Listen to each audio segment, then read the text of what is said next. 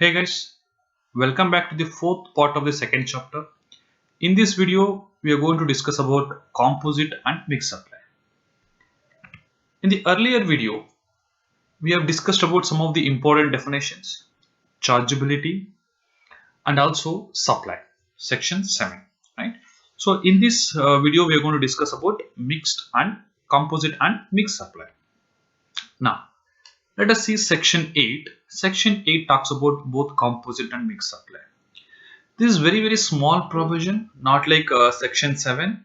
So, but in case you have already studied section 8, please understand this. You have to understand with the examples of lot of definitions, and also you need to apply your judgment. So let us see and analyze how it has to be right, and also how you need to apply your judgment. Now, the tax liability on a composite or a mixed supply shall be determined in the following manner. Namely, a composite supply comprising two or more supplies, one of which is a principal supply, shall be treated as a supply of such principal supply. Now, a composite supply comprising two or more supplies, right? So first, it has to be a supply. In order to be a supply, remember section 7. What section 7 says? Supply includes all forms of supply, right? But there should be a consideration and should be the for the purpose of business and furtherance of business, including the importation of services, right?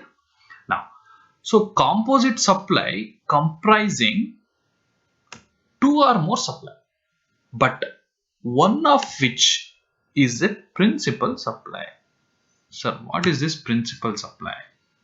What is this comprising principal supply? Now, there are two elements. One is first to understand what is composite supply and what is a mixed supply. And second, we need to understand how it will be charged under GST. Right? So first, let us understand what is mixed supply and composite supply. So now, first, composite supply. First, we need to understand what is composite supply, and then we need to understand what is principal supply as mentioned here. Now, what is composite supply here? It's saying it comprises composite supply comprising two or more supply, one of which is a principal supply, right? Now, let us see what is composite supply. Composite supply is defined in section 2 subsection 30. Means a supply made by a taxable person. Now, I believe you started observing the differences here, right? The exhaustive definition and the inclusive definition, which we had discussed earlier. Now see here, it is starting from the word means. What does it mean? It's an exhaustive definition. So you should not take any other meaning like inclusive. The scope is not wide. The scope is restricted to what is specified in section 2 subsection 30. So for you to understand composite supply, don't bring any other thing. So take only what is specified in section 230. It means supply made by a taxable person to a recipient, consisting of two or more taxable supply of goods or services or both, or any combination thereof, which are naturally bundled and supplied in conjunction with each other in the ordinary course of business, one of which is a principal supply. Sir, not understood anything. Okay, don't worry. Look at this. Means a supply made by a taxable person. Now, let's stop here. Let us see what is taxable person. So, section 2 subsection 107 defines taxable person. Taxable person means a person who is registered or liable to be registered. Liable to be registered. There are two parts in this. A person who is registered or liable to be registered under section 22 or section 24. Now, when we go to the chapter of registration, we will study in detail. But as of now, you understand registrations are of two types. One is voluntary registration. Second one is compulsory registration.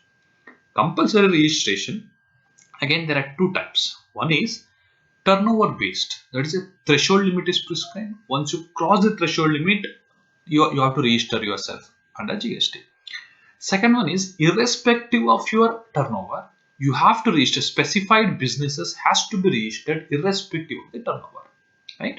So turnover based registration and category based turnovers. Nature of business based registration That is one part. That is compulsory registration. Another part, voluntary. Even if you are not crossing the threshold limit, if you want to register yourself, register yourself. There is no restriction.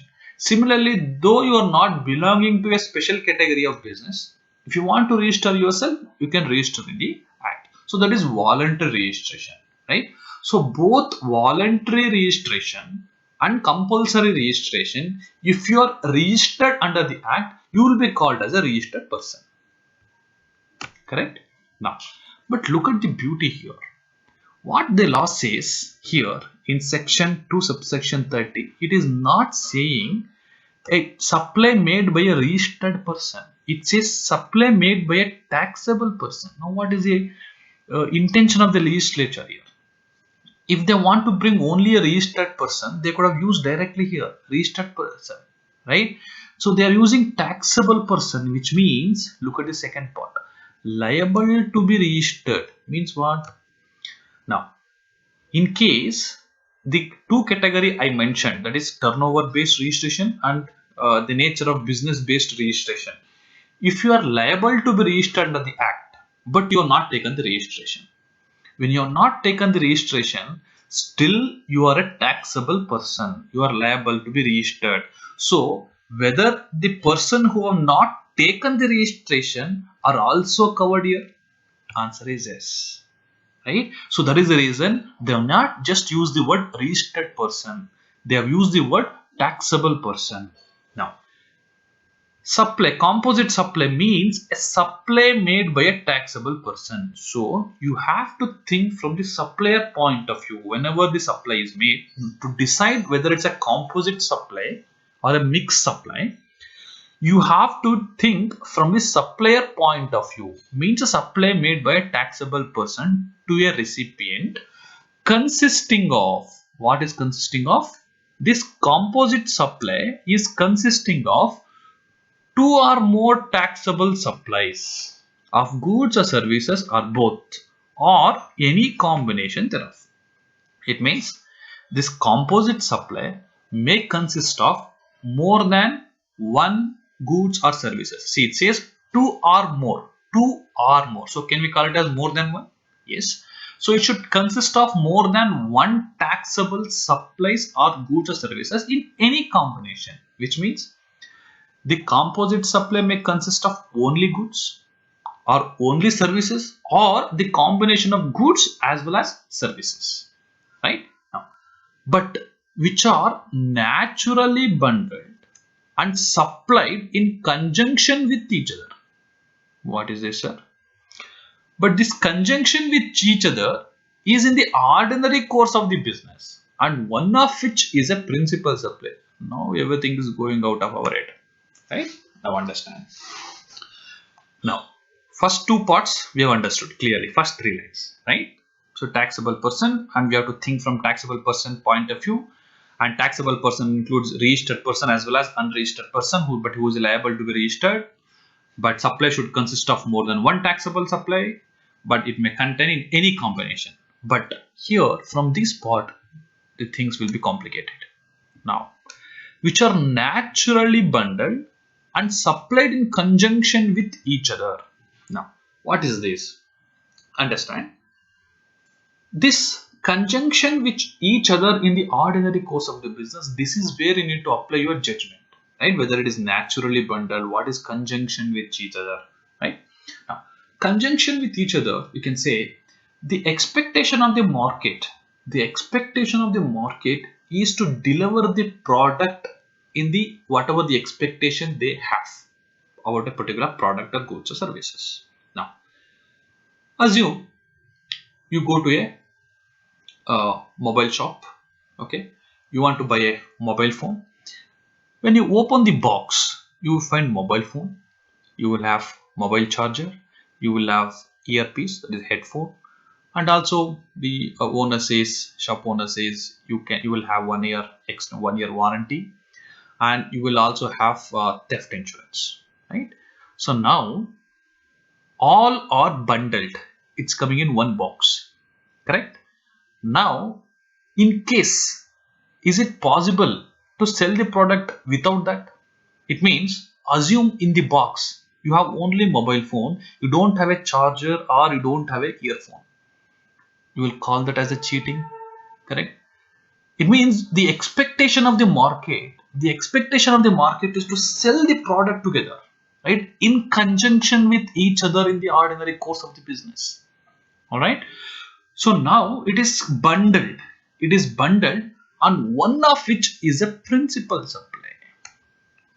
Now, what we have understood from here, just because the products are together, it will not make the supply as a composite supply. Say for example, you will go to a supermarket, you will buy 1 kg atta, 1 kg of rice, and you will buy some vegetables, right? It's more than one product. Can we call it as a composite supply? No, because it is not naturally bundled, right? So it is not naturally bundled, and which is not a principal supply. So now what is principal supply, sir? Now look at this definition of principal supply. That is the reason I said this has to be understood with a lot of definitions. So principal supply means the supply of goods or services which constitute predominant element of a composite supply, and to which any other supply forming part of that composite supply is ancillary. So we have seen in earlier definition of composite supply. Composite supply should consist of more than one goods or services. It should be bundled, correct? When it is bundled, one has to be a principal supply, which means out of that composite supply, when you have multiple product, one will be predominant.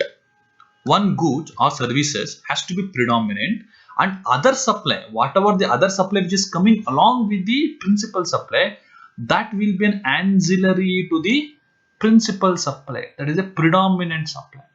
As I given the example, mobile phone. In the mobile phone, you will not buy theft insurance unless you buy the mobile phone, right? So the other phone is other items which is coming along with the mobile phone. So mobile is the predominant supply, right? Now come back to the definition here. Composite supply means a supply made by a taxable person to a recipient consisting of two or more taxable supplies of goods or services, or both, or any combination thereof, which are naturally bundled. In the example which I have given, all the products are naturally bundled and supplied in conjunction with each other. As such, this is how the expectation of the market is. This is how it is delivered, correct? Now, in the ordinary course of the business, one of which is a principal supply. Principal supply means we have studied in the definition. So in the composite supply, one item will be predominant, and other items, other supplies which is being sold along with the bundle are ancillary to the principal supply. Then only it will be called as a composite supply. Am I clear? Now let's look at the another example. You want to buy an AC. You will order AC from the Amazon, let us say, and when you say AC is purchased, what is your expectation? It has to be installed to your premises. It has to be delivered to you, right? But free delivery, and the supplier will take the transit insurance, and it will be installed at the end, right? Now you may say, sir, I never ordered for this transit insurance, correct? Yes, you are not ordered, but you have to think from the supplier point of view, right? Supplier, it is a responsibility of the supplier to deliver to your doorstep. Till that, it is his responsibility. So you will have to bear that risk of transit. So therefore, he will take the insurance. And do you think he will not absorb the cost? He will absorb the cost. Therefore, he is providing that supply to you. So AC is a product. When you buy AC, there will be a transportation. Transportation may be free to you, but not to the supplier. Therefore, he will absorb all the cost. So transportation is a service, separate service, plus transit insurance is a separate service, plus installation is a separate service. So it is a bundle of service. You cannot take delivery without the supply of AC. You cannot take only insurance. You cannot take only installation. So there should be a principal supply here, right? What is the principal supply? Principal supply is the AC, air conditioning. So AC along with the AC, other or which AC is a predominant and other supply, that is transportation, insurance and installation, is ancillary for the purpose of AC. So therefore it is a principal supply. Am I clear? Now look at the definition of mixed supply. Mixed supply means two or more individual supplies of goods or services or any combination thereof in conjunction with each other by a taxable person for a single price, where such supply does not constitute a composite supply. Now let us break this definition. Means, again it is starting with the word means, exhaustive definition. Mixed supply means two or more individual supplies. Two or more, again I can say here more than one supply, of goods or services or any combination thereof. This is also a common thing compared to mixed supply. Sorry, composite supply, right? Means you can have goods or services or only goods, multiple goods or multiple services or the combination of goods as well as services. Okay. Made in conjunction with each other by a taxable person. Again, this also you have to think from the taxable person point of view. For a single price where such supply does not constitute a composite supply. Now, in case you go to a supermarket, remember the first example which I have given. You buy 1 kg of atta, 1 kg of rice and some vegetables, correct? All multiple goods, correct? Which is the predominant supply here, because first you have to decide whether it's a composite supply. If it is not a composite supply, then it becomes a mixed supply. Is there any predominant supply here which are naturally bundled? Answer is no, all are independent, individual supplies, correct? But the question is next, is it sold for a single price? If the answer is yes, then it is a mixed supply. If the answer is no, then it is not a mixed supply. What in case if all these three products are given as a combo offer, one price, right? Instead of buying individually, you can buy one combo. That combo price is called as a mixed supply. Then it becomes a mixed supply, because here in the mixed supply, what you need to see is whether more than one goods or services. Answer is yes. Then it should be for a single price, not individually separately charged. And second important point is it should not constitute a composite supply. It should not be a composite supply. Then only it becomes a mixed supply. So here the mixed supply has to be understood from situation to situation, from fact to fact. Say for example, you give your car for servicing. When you give your car for servicing, first you will find the bill. After the servicing, bill reads like this: the oil replacement so and so amount, and the spare part so and so amount, consumables so and so, and the service charges so and so, total together one final bill. And another option you will have, that entire service, okay, it will be charged at 2,500 rupees instead of whatever the spare parts, everything will be taken care. Right? So which is a mixed supply or a composite supply here? The second example. So just because, what I'm trying to say here, just because you're buying multiple product, that will not make the item as a mixed supply or composite supply. It has to be studied separately. No, to look at it may be a composite supply or sometimes it may be a mixed supply. In order to decide what is composite supply, first you have to look at whether this supply in the combination it is come, is there any predominant supply? If it is not a predominant supply, then it becomes a mixed supply. Clear? Now let us understand the mixed supply with another example. You go to a sweet shop, you will find this pastry, right? And you will be tempted to buy this pastry, like how you are getting tempted now. How beautiful the picture is, isn't it? Right? Next you will find chocolate. Now it is irresistible. right? You have to buy, you feel. You will find some beverages. At the counter, you will find whatever the item that you want to buy, you will find in a single combo pack. All are a different rate, but all is a combo. You have two options now. One, you can buy all these three items individually, or you can buy combo pack. In combo pack, you will pay only one price, right? It will be built only as a one item, but here it will be built three items. Three items will be built. So if you buy these three items, then look at the conditions. Is it more than one item? Yes. And is there a single price? Yes. Is it a composite supply? It means, is there any one of the product is predominant? Doesn't look like. All are individual independent. So therefore it becomes a mixed supply. Am I clear? The difference between mixed supply and composite supply. Now let us understand more clearly with the checklist. Ask yourself these important questions. More than one goods or service in the first part? Answer is yes. In both the cases, mixed supply as well as composite supply, answer will be yes. There should be more than one goods or services. Is it supplied together? In both the cases, yes.